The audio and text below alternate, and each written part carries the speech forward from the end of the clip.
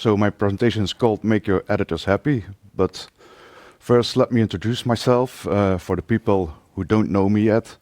I'm DF Woestenborghs, probably the hardest name to pronounce in the Umbraco community. I heard it was once a quiz question, and I think the London Umbraco quiz or on Codegarden or something. I work at Dot Control. It's a data-driven agency with offices in Rotterdam and Heerlen and Curaçao. And we are hiring at the moment. I'm also an Umbraco MVP for 6 times already. And I've been using Umbraco since 2007, 2008. My first blog post was in January 2008, so that's quite a long time now already. And back in 2015, Codegarden was still in Copenhagen. We didn't have COVID, so there could be an audience compared to today, where there are only like 5 people in the room. I did a talk at Codegarden with the same title, Make Your Editors Happy. And this is one of the slides from that talk. If you will Google it, you will probably find the video of a 6-year younger version of me with an ugly shirt on. And in this slide I said, adding content should be easy, but often the editor experience is neglected during development, with frustrated editors as a result. At that time, Umbraco 7 wasn't that old yet. We were coming from an Umbraco 6 age and 4 before that. So a lot of changed how you could work with the back office, and that's what my talk then was about. But today is also about the same thing. It's creating a better editor experience. And for me, that's just important about like the visitor experience you have on a normal website, because some editors will work on a daily basis with the CMS, and if they are frustrated, they are not happy. And often it does not require a lot of additional effort to make something more user-friendly for the editors. And happy editors are happy customers, in my opinion. And it's also important that you know your editors so you can make them happy. There's a lot of different skill sets when you are working with editors. Some might know HTML, some might not. So a tip for that is like, if they don't know HTML, don't enable the view source button in the rich text editor, because it will confuse them. They will not know what to do with that. But if you have more skilled editors, you can enable it so they can tweak with the HTML. So if I may interrupt a little, you can talk to that camera. Yeah. I'm used to looking at people when I'm doing a talk, but it's a little bit hard today. Yeah. Hello. So one of the things which is really simple to do is using correct icons.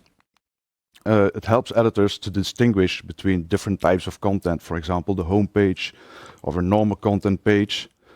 And you can also use different colors for your icons. For example, you have pages that are actually, or content items that you can view on the web page, on the website as a page, but you also have content items that are just data to make your website work. For example, a settings node. Give those nodes a different color so editors can see that it's not a real page shown on the website.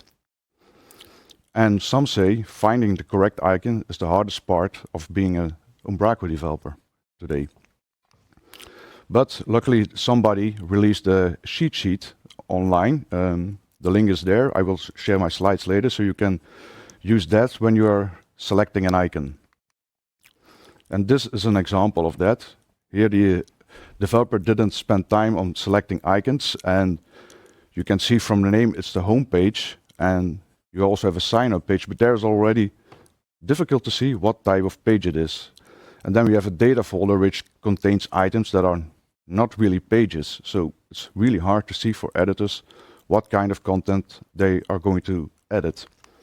So if you spend some time on selecting the correct icon and using the different colors for the icons, it may look like this, and it gives a much more context to the editors. Another thing is descriptions.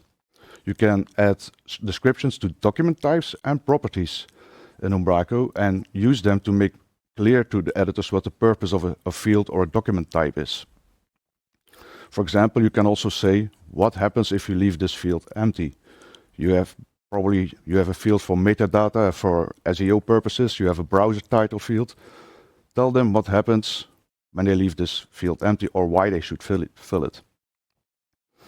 And from the Umbraco 9.2, which will be released somewhere next week or the week after that, these descriptions will support Markdown, which will give you much more possibilities to create descriptions. Then you can include links to maybe your editor manual or something like that.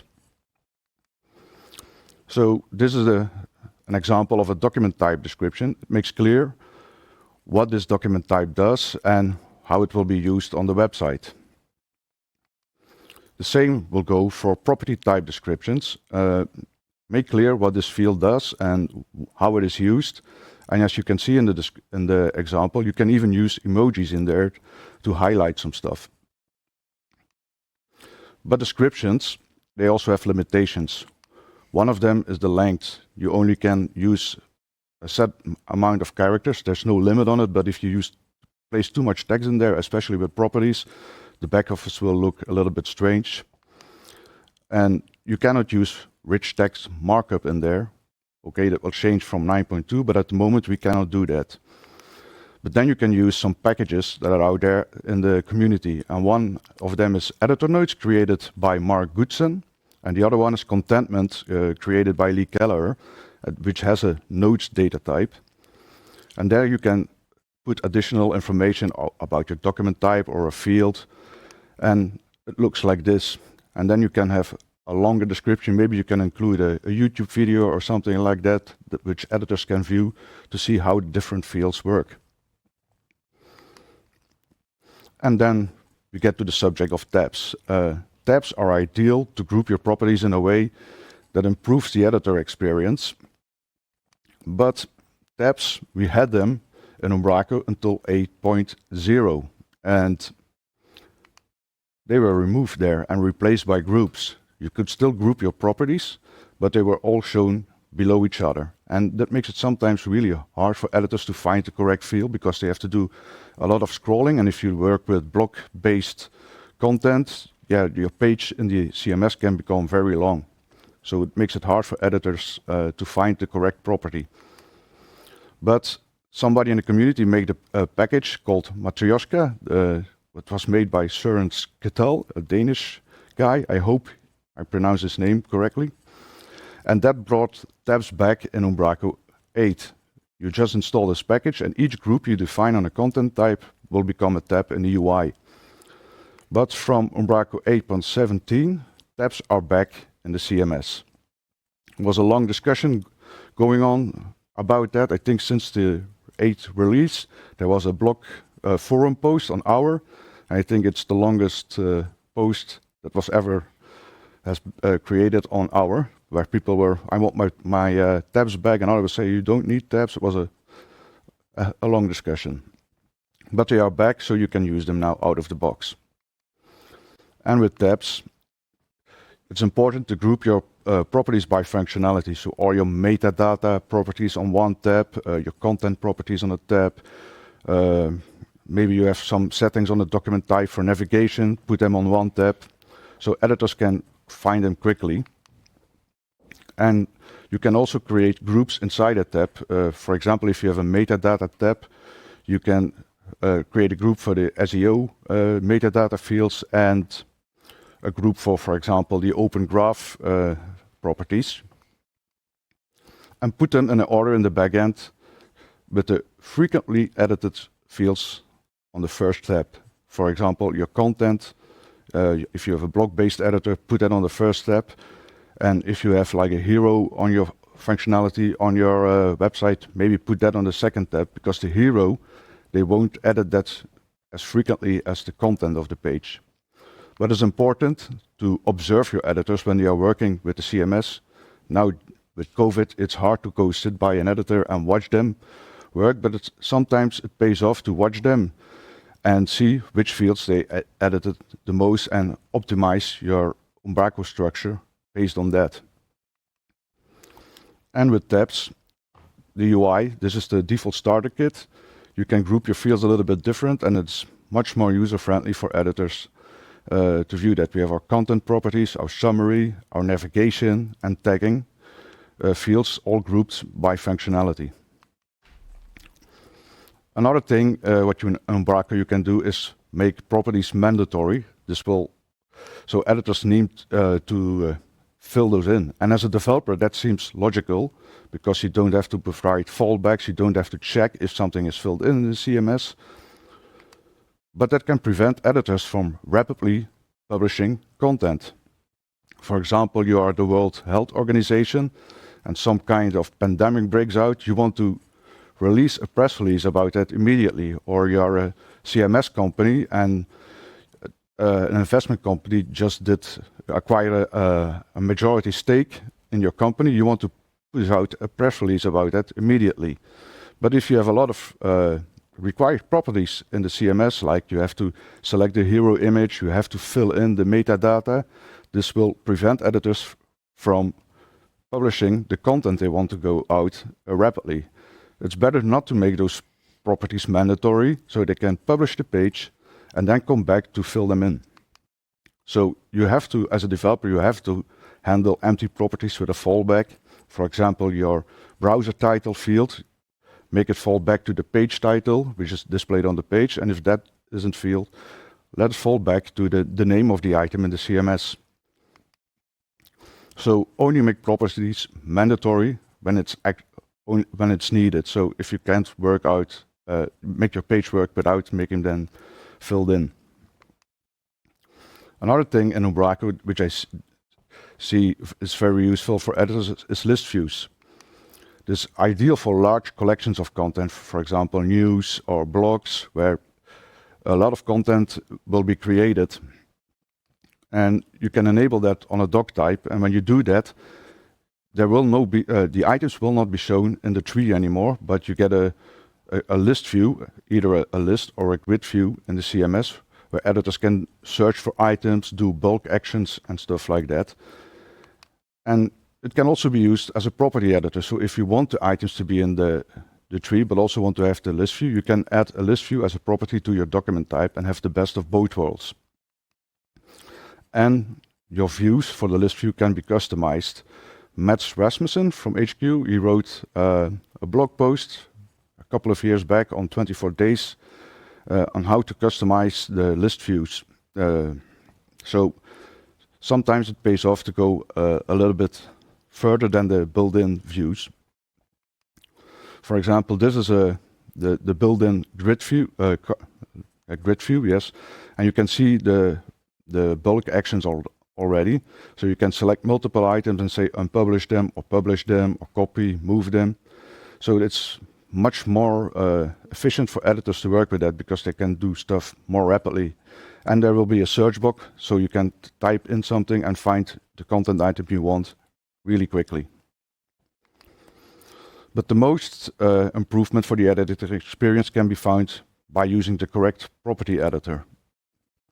And imagine you have like a block in your block list editor where you have text and an image, and one of the requirements is that the image should be on the left or on the right. You can solve that by, making my story, I skipped a bit. This is first about a call to action button. So I have to take one step back. You have a requirement that an editor should be able to put a call to action button somewhere. And you can do that just using the default content picker and a text field. So if the text field is empty, it falls back to the name of the picked item, and if nothing is picked, you won't show a button. This works perfectly, but what if the editor says, the customer comes back and says, I also want to pick media items, or I want to have multiple buttons. You cannot do that with the content picker. You have to create new properties for that, but if we have used the multi-URL picker that comes with Umbraco, they could have picked media items, they can use external links, and they can add multiple buttons at once. So you don't have to come back afterwards to change a lot of stuff. And especially with this example, we have one button now. If you want to solve this, either you have to switch to the URL picker and have to migrate all the content, or what I've seen already is button to text and button to link. And what happens then if they want a third button? Are you going to duplicate those fields again? While if you have this, you don't have to do anything. Sometimes the built-in property editors are not enough, so you can use the power of the community. This is one of the main selling points for me as Umbraco's main selling point for me is that there are a lot of custom property editors around there created by the community. For example, we have the metadata, you have a description that you want to show in Google search results. You can just use a text area from Umbraco and a nice description with that. But what if you use this? This is a package called SEO Visualizer by Marcus Johansson, which shows where you can enter the browser title and the description, and they see a preview how it looks in Google. The end result is the same, but for editors, this makes is much nicer because they have a preview of how it looks. Another thing is that you need to think ahead when you're selecting a property editor. Again, this is where I went wrong before. You have a block which has text and an image, and the requirement is to show the image on the left and on the right. You can do that with the built-in toggle in Umbraco, and if you do it right, you already use a custom label which says on which side it will be shown, depending on the state of this toggle button. But we can do this differently. We can use contentment, and contentment has the concept of data lists, and here I created enumeration data list which just has left and right, and you can specify an icon. So editors see on which side it will be shown, and they just have to click. Again, just like the toggle. And if you use this one, you're already prepared if the requirements comes to also display the image on the top or the bottom, because you just have to change your enumeration and your view and it will work. If you only have used the toggle, you cannot do this out of the box. You have to change again your document type structure and do a content migration to make everything work or handle fallbacks. It's not that nice for editors, and also this makes your own life a lot easier as a developer. Also, something I do on my recent projects, because I just recently discovered this property editor, is hide irrelevant properties. For a customer, we had to build a content block where they could show related content, and one of the requirements was I want to manually select pages. Another requirement was I want to show content based on categories that I select. So each document type was tagged with categories, and then they could select categories in this block. Or another option was I just want to use the categories already defined on this page and get related content based on that one. So I used the conditional displayers drop-down. It's a package created by Mario Lopez. And there you see I have the type is now set on manually select items, and it just shows a content picker where I can select pages. But if I set it to manual select categories, they see a different property where they only can select categories. And if I set it to let the page categories decide, they don't see a property editor at all. So sometimes it's really nice to hide property editors if they don't make sense based on values selected somewhere else. Also, a lot of property editors support customizing their appearance in the back office, and that actually creates a really tailored experience for your editors. An example is the block list preview. I wrote an article for 24 days that was published last Saturday. So if you haven't read it yet, use the lunchtime to read it. And this is how the block editor looks out of the box. It just says which block you have picked and the icon. But to editors, they have to click open the block to see which content is in there and how it works and stuff like that. But if you customize the preview, they will actually see the same thing that will be shown on the website. And editors love this because they have a visual context of what their content is. Another thing is when you are picking content, when Script came out, I think it's 5-6 years ago, I already wrote an article about this in Umbraco 7, and it uses new pickers. But for 8 and 9, you can use contentment with a data list and a custom editor. And out of the box, this is the starter kit. I've created a picker where you can select featured pictures using the multi-node tree picker. It's nice, and in this case, in the starter kit, the products are in one location, so it's easy for editors to find them when the dialog opens and they want to select products. But imagine if the products are created in on different places in the CMS and different categories. It's sometimes hard to find the correct property using the multi-node tree picker. And then if you use contentment with a custom editor, then you can have something like this, where editors can see the product image, the SKU, the categories it belongs in, the description, and then they can actually search on that data. So it's really easy for them to find a product, especially if you have like 40,000 products. This can improve the editor experience a lot. And if all the previous doesn't work for you, maybe it's time to create a custom property editor. It's still worth, even with a new back office coming, to invest some time in your Angular knowledge so you can create a custom property editor that actually fulfills the needs of your editors. Until now, I didn't show any code examples, so it proves how easy it is to tweak the back office without code. But one of the powerful things in Umbraco is the editor model notifications. I think Corné, who was just before me, he wrote a blog post about this last week. And this allows us to manipulate the data from Umbraco in the back office just before it's loaded into the back office. So you open a content item and the Umbraco back office does an API call, and just before it sends the data back, you can hook in with this event to change the data. And the example I'm going to show you is, for example, displaying the preview button and the URLs in the CMS for items that are not a page on the website, that it don't have a visual representation. So it doesn't make sense to have the preview button and URLs they can click on that don't work. So what you need to do then is create a class that implements the iNotification handler interface, and this is one method called handle, and you get a notification pushed in.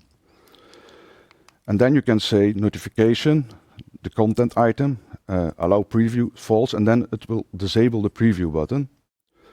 And what I do here is I replace all the links that are configured with a message that the page has no links. Then you of course have to register this notification handler with Umbraco. There's enough documentation about that, so I'm not going into detail. But then you see a page here, my frequently asked questions folder. I disable the preview button and it actually says there are no links for this page. No. So editors can't click on them, they cannot click the preview button, because even if you say there is no page for that, they will click on the preview button, they click on the links and they will come back to you, hey, it doesn't work. So better to remove those options altogether. But you can do a lot more. You can hide tabs and properties. That's what the article from Corné was about. You can set default values. You can even change the view of a property editor. For example, for a customer, we build a tagging system using the built-in tag editor of Umbraco. But then the customer came back, yeah, all our editors creating their own sets of tags. We don't want that. We want it to be a fixed list that only a few editors can manage. Can you do that? And we said, yes. What we will do is create a list where you can create tags, and then we built another property editor where you can easily select those tags. But before those tags are migrated, you still want to show the old tag selection in the CMS without having the possibility to change that. So what we did was just say, use a label property editor instead of the text editor, and then they still see all the tags that were selected previously, but they cannot change it anymore. And another thing that you can do is remove certain actions from the content view. For example, on a home page, it makes sense that they cannot unpublish this page because you will break the entire site. So you can, with this event, you can remove the unpublish action, for example. But you cannot. There are also similar events for media items, members, users, and also dashboards. So you can tweak a lot of things in the CMS just by using this event. So to wrap it up, important is to know your editors, know their skill set, know what they do frequently in the CMS, and adjust your CMS configuration based on that knowledge. So for me, it's also important to always customize the experience. It should be for that customer and that customer only, because for me, there is no one size fits all. There are a lot of things you can reuse on each project, but you have to know the customer and their needs and make a tailored experience, and they will love you for that. So thank you, stay safe, and wash your hands. That's the link to the slides, so if you want to go through them again, go ahead. And now we are going back to Leonard for the weather. Well, thank you very much, Dave, for your interesting talk. I think the most important question is, what is your favorite icon in Umbraco? Oh, that's a difficult question. You were so passionately talking about the icons. I figured you must have a favorite icon. No, I don't have a favorite. Okay. They're all your favorites. Yeah. As long as you use them. As you use them. Yeah. Exactly. I'm happy we're talking about that Markdown is coming to 9.2, which is a great addition, I think, to Umbraco. So thank you for everyone who made that possible. You were also mentioning that due to COVID, right now it's really hard for people to look what their editors are doing. And when I heard that, I think a nice tip I want to throw into there is there is something called Microsoft Clarity, which is a plugin which allows you to record what users are doing in your website. Obviously, GDPR reasons, you shouldn't do that on your front end. But it's very interesting to maybe load that into your back office using an app plugin, so you can see what editors are actually clicking, even if you can't sit behind them. Yeah, that's important, because sometimes it's also, if you see that editors are taking a long time to do something, a simple task, for example, like picking a media item or something, maybe you can improve that experience by moving the property to a different tab, because if that's something that they do often, then, and it's on the third tab, way down, maybe it's good to move that to the first tab on the top. Yeah, exactly. And that's the thing that you only see when you see your editors work in the CMS. Yeah, exactly. There's one question coming in from Rune. Great talk, Dave. I have two questions. One, what a sentence. When in the process, do you observe content editors? When in the process, do you observe content editors? And two, what is the most useful or surprising thing you've learned observing content editors? One thing is that you think of something and you think they are going to work like this, and then they are going to work completely differently. I've seen editors, they copy content blocks and then start changing the content, and they always copying the same blocks from another page. Then it may be a good thing to create a content templates with those blocks already on, and then that you can just say create content from template. Yeah, exactly. And that is stuff that you only can see when editors are working with that. Another customer we had, when I was still a colleague of Cornet, they had a feature where they had like product comparison matrices, and how it was built seemed logical at the time. We saw they were really struggling with creating something like that, and especially when they wanted to change something. So then we talked to that customer and said, we see you are struggling with this. Can we get an hour, a couple of hours to maybe create a prototype how it can, with a different editor? And they said, yes, please do that. And we created a custom property editor for doing that, and we actually timed the old way and the new way, and the time they spent was like 70% down compared to the original way. So that's stuff that editors love. Of course, you have to ask for budget, but if it improves their life, most of the time they say, yes, go ahead. Yes. And then his first question is, when in the process of creating a website, do you start doing this at any time or after? Depends on the customer. Okay. Also on the size of the project, but it should be an ongoing process. I think Mark Boetsen, he also wrote several blog posts about this. So there's a tip I took from him. Okay. Yeah. Okay. It's not something I invented myself. All right. Something else I was wondering when you were talking about this, you mentioned that it's possible to use list views as a property editor. Yeah. I didn't know that. Well, how do you enable that? It's just a data type out of the box in Umbraco, and then you can just place it on your website. Use a separate tab. So, and you can create your own configurations and stuff like that. But to be honest, I don't use that as much as well. Now I have a property where I did it, a project where I did it. Mm-hmm. And yeah, it works. Then you have the best of both worlds. You have the tree and you have the list view inside of the content. Yeah, exactly.